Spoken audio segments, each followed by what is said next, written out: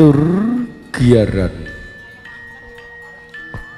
propandemen pamiyarsa budaya Jawi angaturaken sugeng siang sugeng pinarak sugeng pepanggihan kalian keluarga ageng tutur Jawi sandiwara ketoprak siswa budaya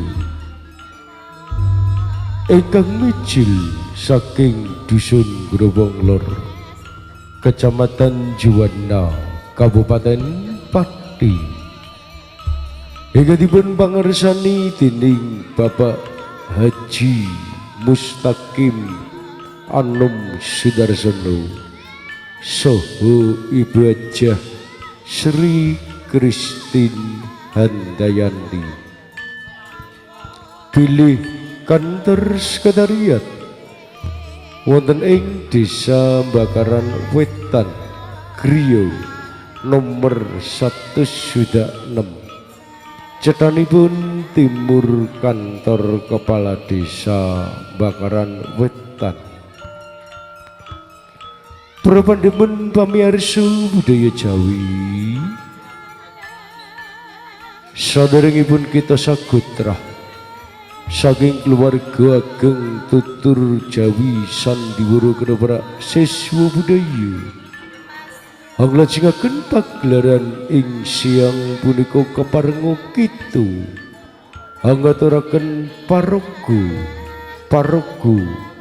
utawi susunan pelaku ing siang punika minangkani pamundutanipun bapak-bapak kadang panitia ugi dipun sarjuki Dewan Sutra Dara Ketoprak Siswa Budaya ing siang punika badhe beber cariyos serial Warok Suro Menggolo Dawah Perangan Suminten Edan sutradara kasta dening Ki Gede Sudarno Astrada kadidakan dening Bagus Farel Wasiti pandapuk kadidakan dening Ki Bagus Heri Tasmilang ganjaring dedapuan ing siang punika kelir sepisan anggambaraken wonten ing Gunung Sebubuk Warok Gunaseja kadidakan dening Dimas Gilang Permati Suro Tegel kadidakan dening Ki Bagus Yusuf Sutrisno Dewa Mabuk iwa dening para brandal kadidakan dening seniman sang pagelaran sandiwara ketoprak siswa budaya kelir salajengipun anggambaraken wonten ing Kabupaten Trenggalek Adipati Dipyo Ngalim kadidakan dening Bapak Deni Wijaya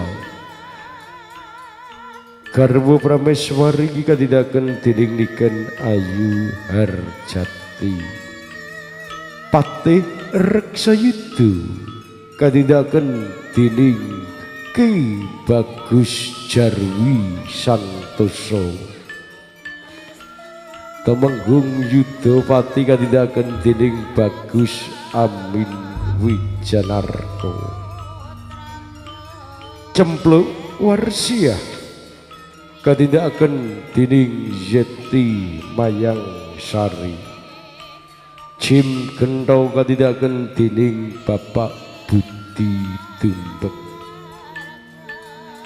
Warok Suromenggolo kadidakan dening Bapak Dikdo Warok Surobangsat kadidakan dening Ki Gede Sudarno Raden Subroto kadidakan dening Pakti Bagus Farel wasiti ing siang punika margani dados Subroto palsu. Nyai Warok Suro Menggolo kandhakaken dening Ibu Suntari Sumarjo. Suminten kandhakaken dening Rini Paulus. Suro Tegel katindakaken dening Bagus Heri Tasmilan. Santi Pramuni ing siang punika margani dados semi.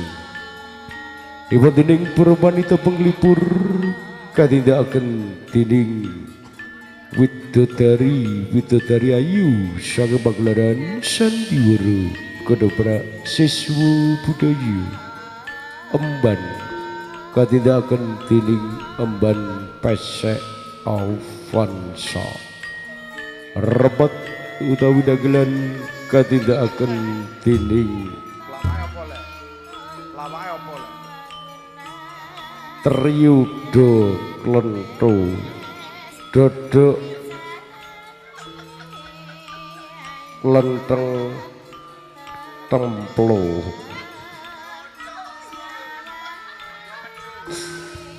Pramirsa budaya kakung saha putri, kala wau gancaripun dedabuan ing siang punika kanthi lamban serial Warok Suro Menggolo Dawah perangan Suminten Edan.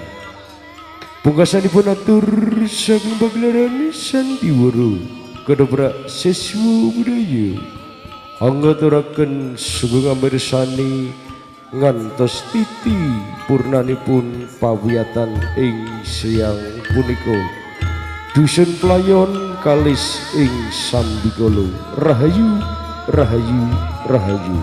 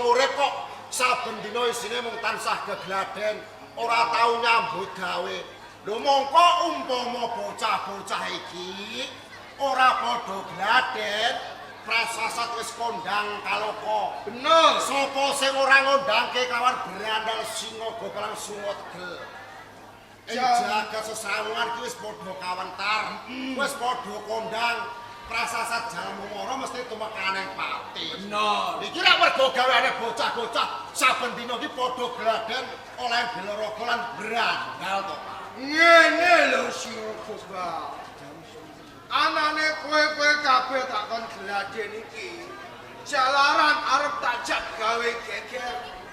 Nek adatmu piyane kowe dadi sambang dalam, wong-wong lumrah, wong-wong desa sing mbok dadi korbane. Wis umum, Kang. Wis umum. Nanging dina iki kowe tak jak gawe geger ana ing Kadipaten Galek. Wah. Lho sane sampean iki waras apa edan? Ora waras piye? Lho umpama brandal iki yo brandal. Nek lak kudu nganggo petung to, Kang. Lho brandal kok ana ing Galek. Mongko Galek kae ngono kabupaten sing gedhe. Akeh prajurite. Lho lagi delimik sikile bedil ndase bongkok. Lho mula saka kuwi. Kowe takon gegladhen nek bar gegladhen sing pridel arep tak isi gotri. Nek dibedhel ben mencicil, ditombak laka-laka. Sampeyan iki lucu kan? Lucu kepiye? Lho bocah disi gotri, laker apa piye? Lho momo bocah-bocah iki isine iki gak gotri ya. Isine ciu, olesom anggur merah. Ora kowe kok wedi. Wong kowe iki wis nyewa Gajah Mada ngono. Gajah Mada. Lah iku gawe godhog. Ngene. Kowe aja wedi. Sak murimu ana aku. Kowe bakal tak dongane, bakal tak sengkuyung. Nanging yen kowe geger ana ing Galek, kowe aja nyebut jenengku. Walah. Piye? Lah iki kok malah kon gawe ontran-ontran ning Galek. Ngetokno nek ora tanggung jawab, Kang. Ayo mesti wae. Piye? Lho sing ngangkon wis sampean. Kejaba nek didodo ngono ya. Lah kok Tetep tak dodo. Lah kok ora entuk Nek senajan to upama kulitmu ana sing beset, kelambimu ana sing suwek, kancingmu ana sing tetel, iki perkaraku. Tak tambani. dadi cilik gedene iki Kakang Warok Guna Seco bakal tanggung jawab perkara iki. Aku manut sampean iki, Kang. Kok aja mung manut tok. Lah urip Lah kira-kira saguh apa ora kowe ngomong gawe geger ning Galek. Lah kira-kira kasil apa ora sampean percaya apa ora? Menawa. Lah menawa. Masa saguh apa ora? Wis to, aku percaya. Sauger Kakang Warok Guna Seco ki kandha sing kaya ngono, mesti iki engko mengko ana upaya sing luwih gedhe trimbang adat sabene. Prasasat nyambut gawe sepisan ning kena kanggo mangan selawase. Timbang kowe nyambang jalan karo wong-wong lumrah, mergawe wis saben dina bari kuntek bumbu mendem, mbok nggo medhok. Luwung kowe mergawe Trenggalek geger, kuras bondo dunya Trenggalek. Lah sampean tanggung jawab tenan lho, Kang. Tanggung jawab. Ana cekake balungku, Iya. bedelan kulitku, sampean tanggung jawab. Nek ana matine kowe bojone tak openi. Aja. Piye? Bojone cek kinyis-kinyis ae. Ya wis, enggal iki kene. Selesai, Kang.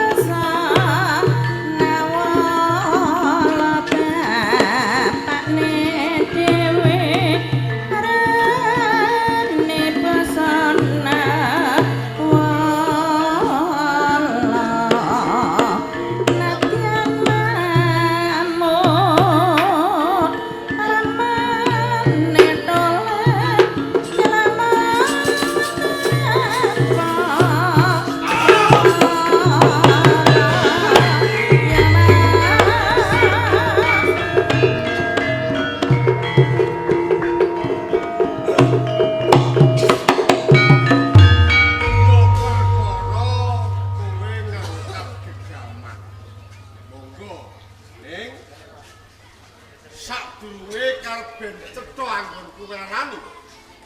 Jane sapa to sing dadi tetungge wong sing mapan ing alas. Jokowi, Kang. Yen kowe kepengin ngerti sapa sing dadi tuwa-tuwandane para brahmacurah kang mapan ing alas sebut. Iya. Ora ana liya gua. Kowe Nek kowe sing dadi tetunggiling para kraman jenengmu sapa? Kiwanuku jenengku Brandal Singo Gobang. Singo Gobang. Lan iki adikku. Aku ora. Heh, Lho nek kowe duwe jeneng, kowe nyebuto sapa sak? Brandal mbok menawa. Hei, Brandal kok mbok menawa? Sing tegese Brandal mbok menawa singa wereng. Kowe takok aku ora. Sapa kowe? Brandal kucing garong. Brandal gino-gino. Yo, karep ben kowe cetha sapa sakenane. Aku Pepatih Bandawagile Kanjeng Dipati Dipati ana ing Kabupaten Trenggalek. Oh! Dadi kowe kuwi pinangka warangka ing Kabupaten Galek. Ora kleru. Yen ngono tiwas kebeneran. Aku tak banyak ora. Yen aku kelakon ketemu kelawan kowe. Kang sawiji rupane bagus. Ki sapa? Aku Reksopati tumenggung ana ing Trenggalek. Ela dalah. Sapa tumenggung ana ing Galek? Jebul isih enom. Mundur-mundur kabeh. Piyu kancane bledek. Ngene lho, Bang. Nganti aku bisa ketemu lan kowe iki malah kebenaran. Kebenarane aku kepengin ngeleke kowe aja nganti kok bajuke agawe ana ing negara ing Kabupaten Trenggalek. Walah. Aku ki ora lali kok mbok eling. Nganti aku gawe geger ing Kabupaten Galek. Lho tenane pancen kabeh iki mau wis tak temoho. Mergo aku milik bondo donya kang matumpa tupi undung ana ing Kabupaten Galek. Nek aku kelakon gawe nderek geger, bondo donya tak kuras. Anak bojoku lan rewangku bakal mukti wibawa mulan bondo donya. Bupati, saiki kaya ngono ngendikane Singo Gobang. Iki kuwi Senopati Trenggalek. Ono laten ora. Singo Gobang. Oh, boleh, Bro. Kok bro sajake wis kenal karo aku? Bro teman. Nek ngomong kuwi sing cetha, jenengmu Melekang. Kowe bro ngerti Senopati Trenggalek. Walah. Ora Gus Senopati. Kondang apane wong Senopati ketoprak ae rasa. Kowe ora usah kowe ngono. Singo Gobang, Ye. yen kowe kena ta elingke leren nggonmu ngampak ngecu gawe geger ana ing Trenggalek. Walah. Iki rak jeneng penak kowe rekoso aku. Kok kowe kaya ndok kaya Lho nek kowe ngandhake supaya aku leren, aja nganti gawe geger ing Galek. Lho kudune kowe ora tanggung jawab pinangka punggawaning praja. Rakyatan sak ora-orane kas karyane negara, enehke aku separo. Lah nek aku kelakon nampa kas karyane negara separo, aku janji tobat ora bakal gawe geger ing Galek. kuwi malah kepenak tembungmu. Aja mikir kanggo wadikmu dhewe. Mergo kaskaryaning negara ning Trenggalek kae kanggo kawula. Yen kaya kowe Singo Gobang sing gaweanmu ngampak begalan ngecu sapiturute. Aja nganti mbok bacutno, kowe sowan ana ing Trenggalek, mengko kowe diangkat dadi prajurit mergawe sing becik. Walah. Dadi prajurit ki rekoso. Renek kasih. Ora penak. Ora kasih. Isine mung tansah mitu dawuh pangarsa. Ora iso lapo-lapo, ora iso seneng-seneng, ora iso ngombe. Aja gelem. Ora iki aja nganti ketul. Sing baku kowe gelem leren apa? Lah nek aku mok, Nek kowe tak rangket.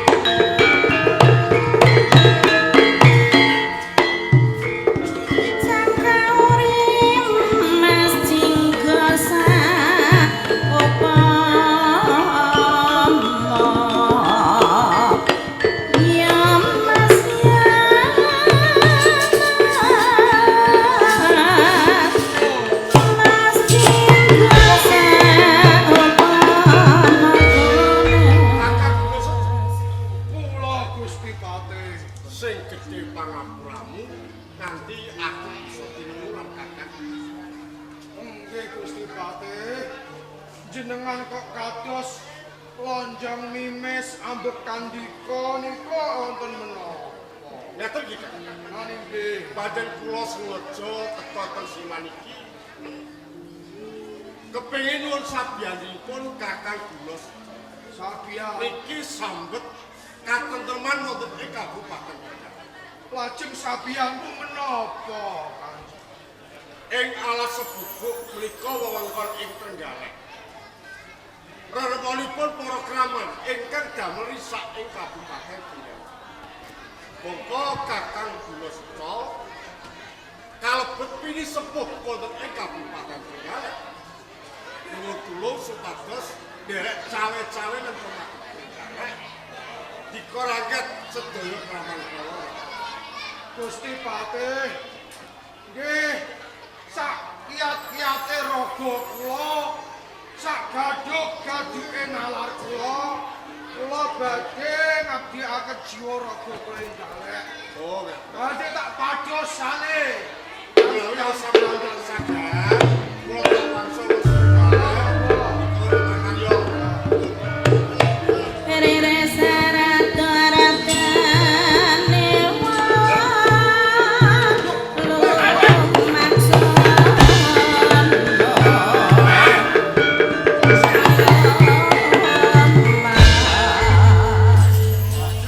Sepule iki mau sampean kok. Lho wong lunga iki arep bacok mripaten rento piye? Lah sing ngerti niku nggih sinten. Sing kliru sampean kan. Kok aku iki piye? Trenggalek ra kono. Iya. Sampeyan wong sebubuk kono. Kudune ra kok sebubuk marang Trenggalek rono. Lho sampeyan kok galek para rene ini. Tak kira ya wong galek. Mripat kula niku mun kadung peteng. Ngono. Kula niku wis kadung mangkel karo wong galek. Lah. Lakon gawe geger karo prajurit galek. Prajurit galek niku tanding karo bocah-bocah niki. Padha kocar kacir. Lah melayu niku padha ngene bonangi. Lah karepku niku lajeng kula budak. Lah. Lajeng kula pateni siji mboko siji. Lah kok malah sampe. Kira sampeyan prajurit galek. Kowe iki mau musuh sapa wae? Yo prajurit galek. Harus mangan. Temenggung galek. Hah. Karo patih Patih. galek. Kowe mau ketemu Patih? Menawa galek ketemu kalih kula idoni. Ah. Kula ketaki. Layak mau melayu bandar era karuan. Lho. Iku mau yo ketemu aku. Ketemu sampean. Iya. Mas. Karo patih galek. Bener. Sampeyan Joso sih. Ora. Sampeyan sadui. Ora. Sampeyan jodoni. Ora. Lah sampeyan pateni. Ora. Lho. Lah wong galek lho kan. Kabeh kok ora ki ya terus piye? Malah kaporo Patih galek jaluk tulung karo aku. Iya, ora gelem. Kowe Pak Abeng. Lho, patih galek jaluk tulung. Gak bener iki. Karo sampeyan. Iya. Lah terus kira-kira sampeyan piye, Kang? Yo arep tak tulungi. Edian tenan wong iki. Alah. Nawa kok jampeng nawa. Ayo Aku iki wong tuwa mbok edan-edanke. Mbok jampeng-jampenge. Kowe nek dosa lho. Lah sing kebangetan iki rak sampeyan. Piye? Nganti bocah ki gawe geger ing galek. Nganti tetandingan karo prajurit ing galek. Iki sing perintah yo sampeyan. Lho bareng kakon galek iki geger gember ewer-ewer. Lho kok malah bocah-bocah iki ajeng sampeyan cekel. Ajeng sampeyan suwan kene galek. Iki lak jeneng sampeyan iki gawe gelo atine bocah-bocah kok, Kak. Kowe aja gelo yo, Le. Kowe aja gelo yo, Cung. Kowe iki wong goblok. Lho, wong cubluk ora iso mikir. Lho. Lah kok malah goblok-goblok Nah, iya. Nek ngarep kowe tak kandhani, kowe yo gawe geger ing galek. Nanging kowe aja nyebut jenengku. Jalaran apa tak kandhani? Aku lan bupatine Dibya Malih iki pindhane Kinepyur Gula, Renggang Gula Kinepyur Kulur. Dadi Konto kentel. Dadi cetane sampean iki karo Kanjenge Dipati Dibya Malih CS Kentel. Kanca kentel. Nanti sampean ngangkon bocah-bocah gawe geger ing galek, Cekane cilik gedene sampean kepengin keparak kawan ngerso dalam. Pancen bener. Nek wis aku wis keparak, wis ditengenke marang bupatine, aku mesti sugih. Kowe tak kei dhuwit, tak kei bondo donya, kepenak ora usah berandang. Walah, ngono ya ngono. Ning mbok aja kaya ngono to, Pak. Lho lek sampean kepengin keparak kawan ngerso dalem Kanjenge Dipati Dedo Ngaling. Kuwi ora dadi daya pangopo. Ning sing baku lak sampean iki aja nganti ngorbanke ragane bocah-bocah. Monggo jumbuh lawan kandhane sampean ing ngarep supaya gawe geger ana ing Kabupaten Galek. Ning bareng Galek kakon geger kok malah bocah-bocah iki arep dicekel, disuwanke iki terus piye lho? Iki guna cara. Iki caraku. Yen tok bentuk pihukuman marang Bupati Galek, aku bakal nyuwunke pangapura. Kasunyatane piye? Rikala kowe tetandingan perang sawa wong Galek, apa ana kulitmu sing geger? Ora ana. Lambimu sing suwek? Ora ana. Ning ketok sing mati siji cemek. Cemek ora ana ngene. Cemek ora mati. Mendem lho. Ngene lho. Iki boleh. Nek perkara sampean arep keparak karo ngerso dalem Kanjeng Dipati Dedo Ngaling ya, aku ngenggono. Aku iso nampa. Ning sing tak jaluk karo sampean, umpama bocah iki sampean cekel, sampean unggahke ana ing pendopo, nek nganti nampa pidana sampean yo kudu tanggung jawab. Aku tanggung jawab sak untuk kowe lho, Lik. Nek ana kowe nampa pidana dihukum, Ya kok dikom dihukum. ya dihukum, tak jalukne pengenteng-enteng. Wis, mula saka kuwi kowe melu aku munggah ing Ndopo Galek, liyane bali nek Ngono ta? Ya. Toto bali duwe. Pamit ki karo anak bojo. Tak munggah nang Galek. Ya munggah.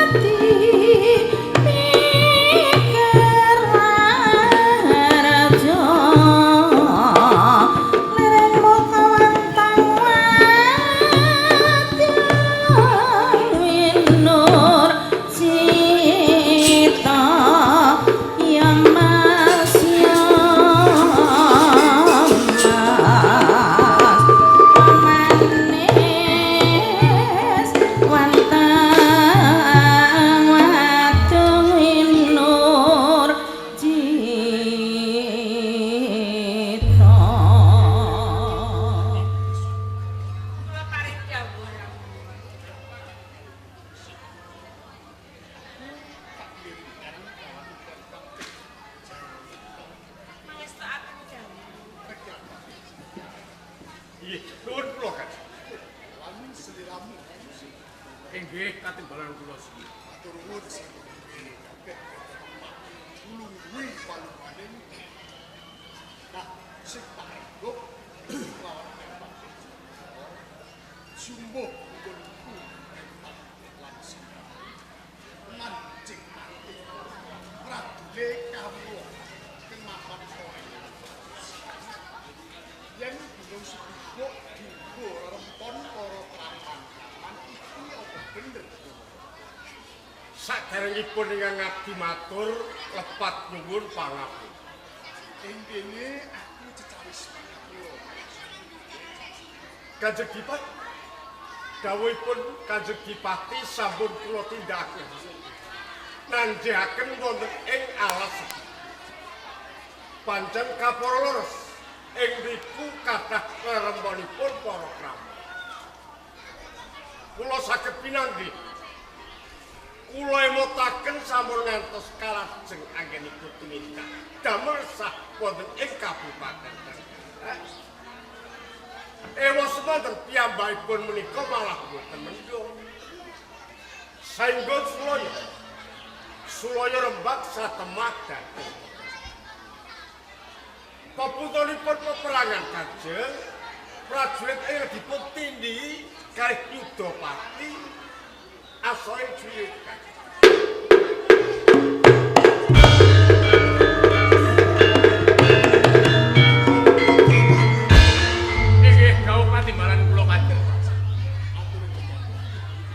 Menika dawah keleresan napa ingkang dipunaturaken Paman Patih Reksaya.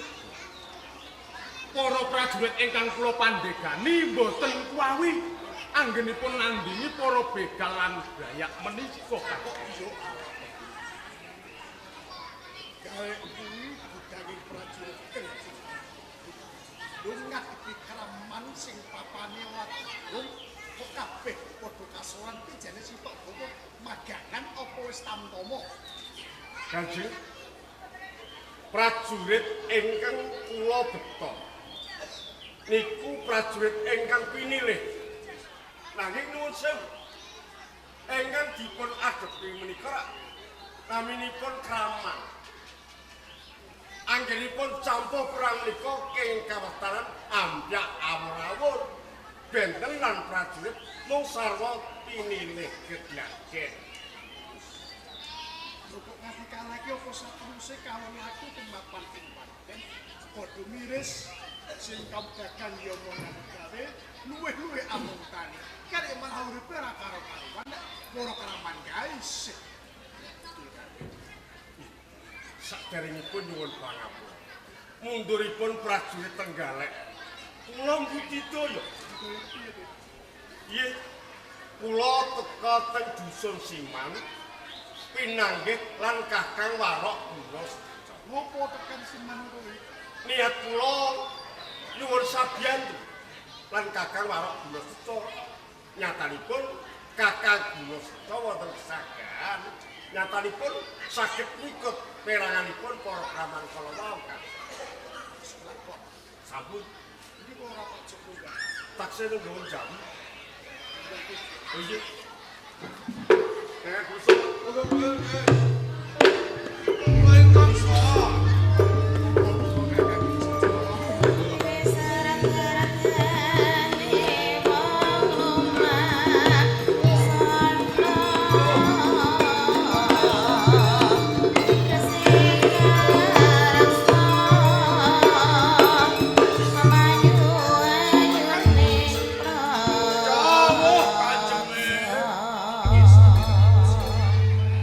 Pikantuk pangestu ndika son kula kalis ing sambikala.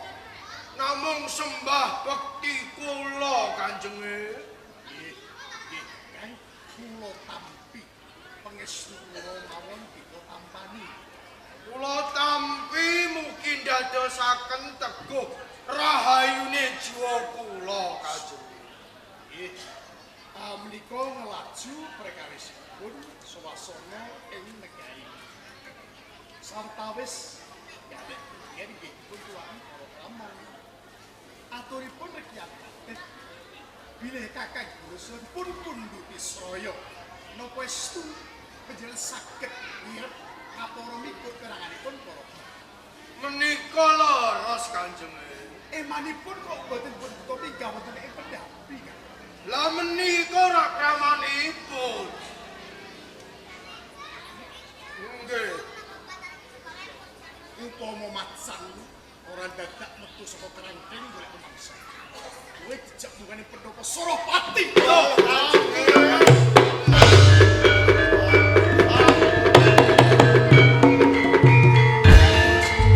Nggih kula. Raman badhe kulunasi.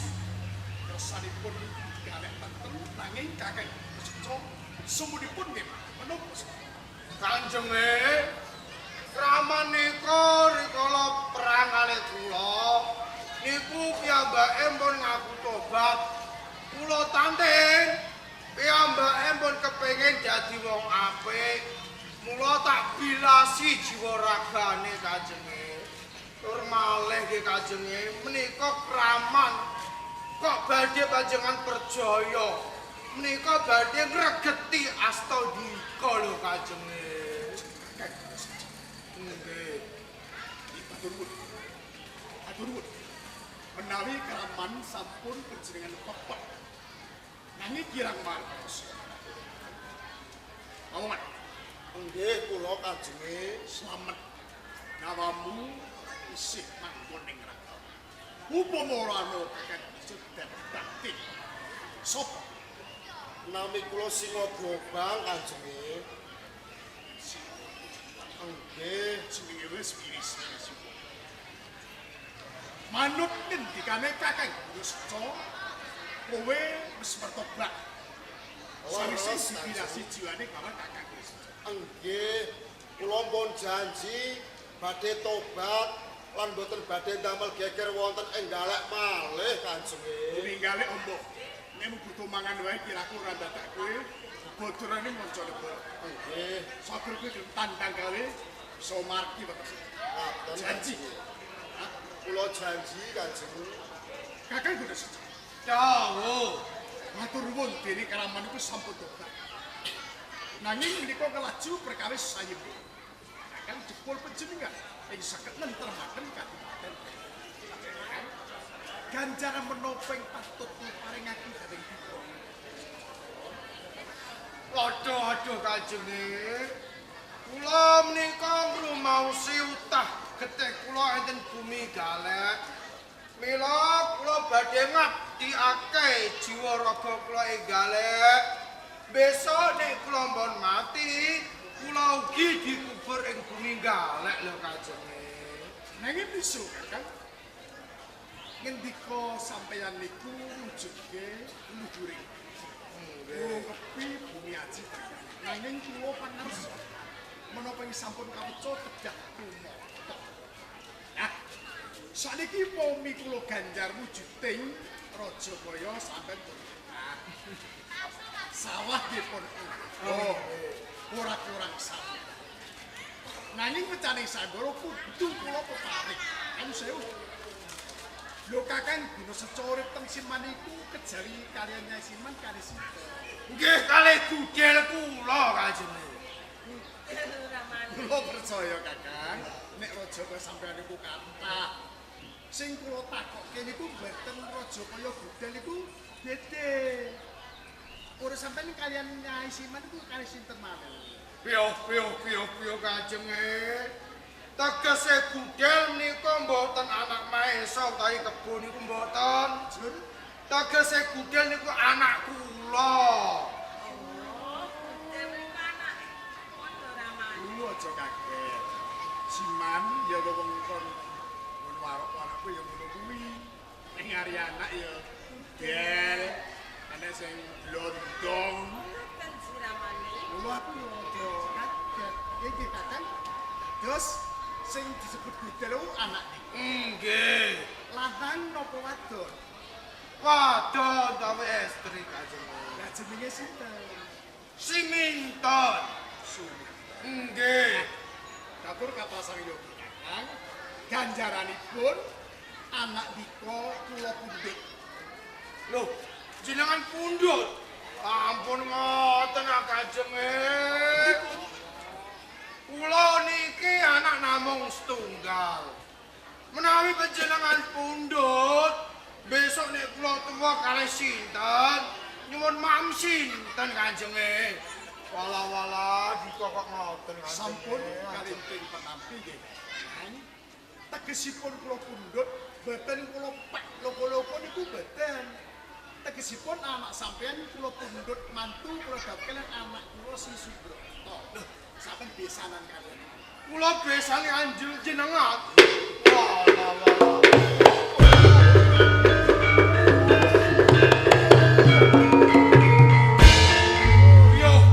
Piyo kajenge. Ampun kesangetan. Jenengan nika jejere dipati kula namung sak warok. Menapa mboten ringsemaken asma ndika ajeng Warok niku mung wadan. Menungsane padha. Kakang kula seco kaliyan jembedane padha. Foto. Kula niki tetep rembug boten badhe kula juli anak dipun pundhut raja Keke lan Atmaja kula. Nggih pura nek ngaten. Dados laminipun boten bidang sampun saged nyuwun tulung nek nyarek lagi ana payu-payu. Oh ngaten nggih. Boten nabi kula nundung nggih Kakang niki rembug dadi nanging dereng jangkep dika kondur panggilan Nyasiman bukan perkara sepoko. Ngaten nggih. Kula titip singa niku napa sing Gobang. Nek enten napa-napane nek boten kena dipeper nggih mangpate niki. Oh ngaten ampun sumelang. Badhe kula gegulang bab ulang reh. Tarung lumengse jajene. Pamit. Oh ngaten nggih. Ayo balik.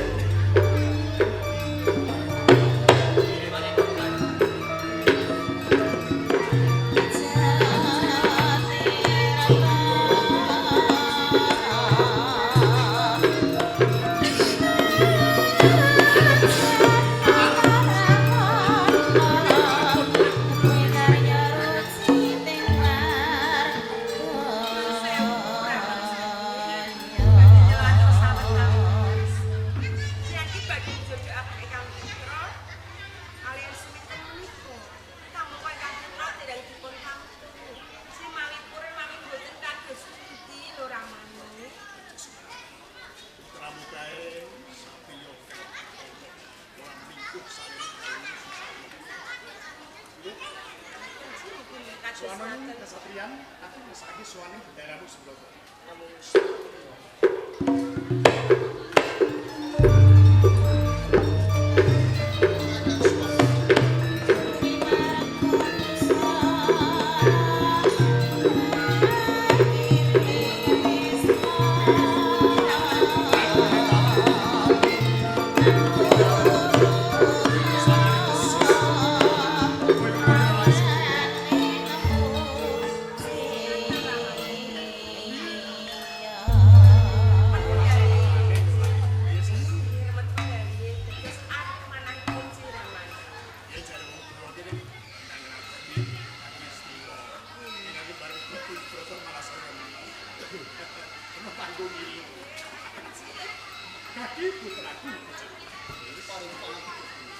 Supi Pratamiyo pangestunipun Kanjeng Rama kalis ing sakara-kara lan tusuan ngabiyantara ing sembah sungkem karo dipun puji kaya nampa kunjung saka Gusti Kemodreca ya iki tak tampa pangestuning Rama wae panono sanget ing pamuji dewah ora dan ing kayuwan sembah panabekti kula kanthi Banjur mini pangestuni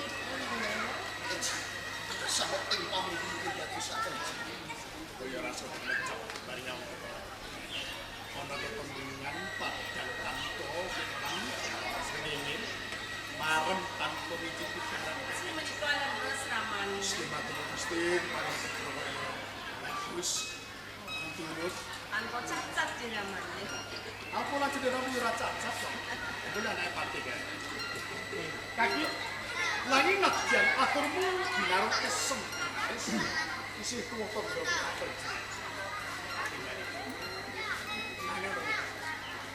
Wadah kang kados. Mungkin kalau so paring baru menapa kados. Coba matno kanthi permati. Rama wis wis tuwa. Pipi wis miru. Mripat sekala masane kuwur. Panggungon ya pangsuk. Iki nek aku kembat kerja kala-kala sak telu. Lah karepe ngrono. Seleramu agak tak singkat. Mati paring Rama. Kuwi kepiye? Duh Rama jimat kepundhen. Tubuh menawi Kanjeng Rama menika pangarsa iku ambek adil berbudi basa. Boten namung suwekipun nyamping lan tetelipun Kanjeng. Kapura tansah migatosaken dhateng pisan. Duh Rama. Menawi sedaya kala sampun dados pepunton, kapura pikantuk panyuwunipun para saka Sentana nayo lan kawula ing Kabupaten Trenggalek. Kula namung sendika angayane. Kula Kang terus sabda kang. Mugi jenenge satriya. Iji. Benar ya. Kayaknya kudu jangkuti syaratnya juga pengayun. Menapa jangkep itu? Prameswari kena kok cepet timbangan jadi kue ngempat. Prameswari. Dibawa. Menawi kebak-babakan wanita. Belum maturmu. Sepi. Jalaran kulo dereng kepakian wanita. Kurang dari patian wamit dong, ya? Ya mesti lah ibu. Ndi bisa matik-matik wanita. Tugasan sabane adoh titik. Isine ngutek ning kasapeyan sinaonan sing. Ya ramai. Inti kok wae padhe. Nek yo ngene iki. Nek wis ana kesatuan, seliramu ora usah matik-matik wanita tegese golek patikan ora. Kalau mau lagi wis duwe patikan wanita kok tak sampai nanti lajeng sinten wanita menika Kok kemawon ramu? seneng ya Iji. ini deh Pak wanita kan bapak cukup dengan seliramu ini jenenge Suminta dene asale saka Sesenan bapakne jenenge Warok Guna Seco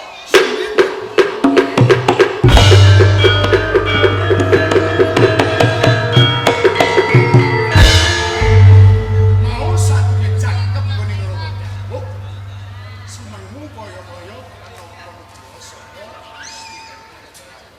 ning bareng ngerti mendelok atimu ana kene menapa kedah suminten yo kene nggih menawi suminten menika ahli menawi Allah nggih menawi tris menawi mboten kok nek kurang cocok tenan kowe ngono kesolan pamamu aku bisa pamit karo yen ate pajak bulan aku sokro iki sifat Ih. Ati Mas. Menawi panjenengan kelampah jawab lan seminten. Ngasta bawat wonten ing Trenggalek lenggah jajah. Niku ketingal wibawa awit seminten menika ayu. Kados dene widodari Supraba mangeja wangkal.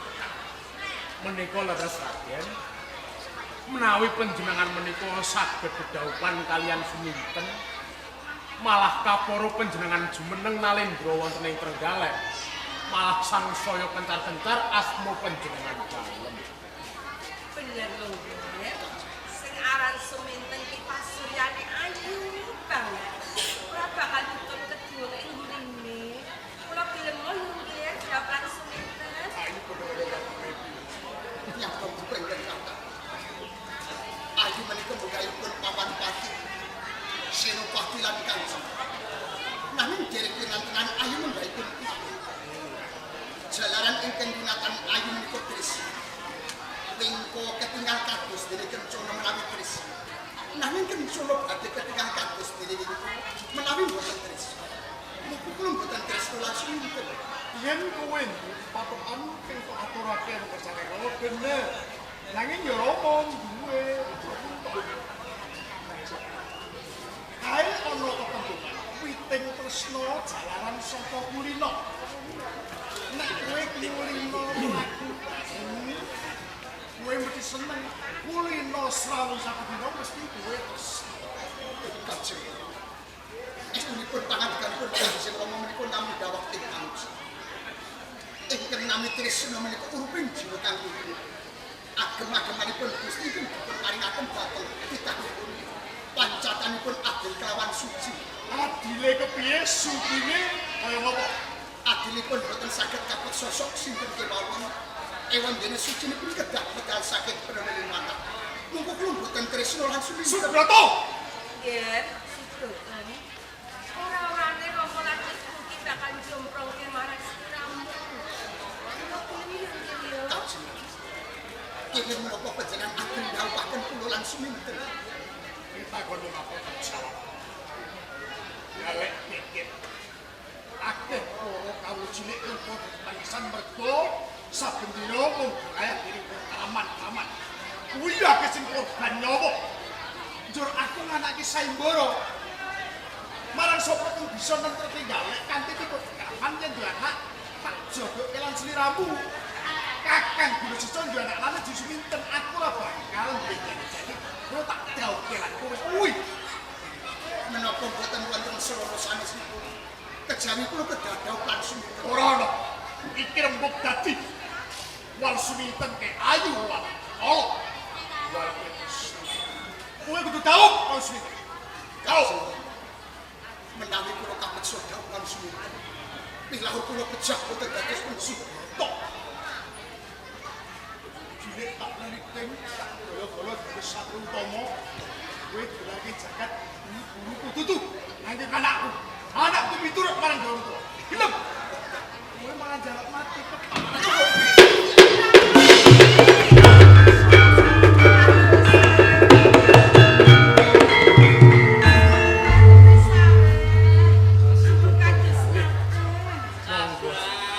Sareh Kanjeng Bupati, monggo dipun penggalih.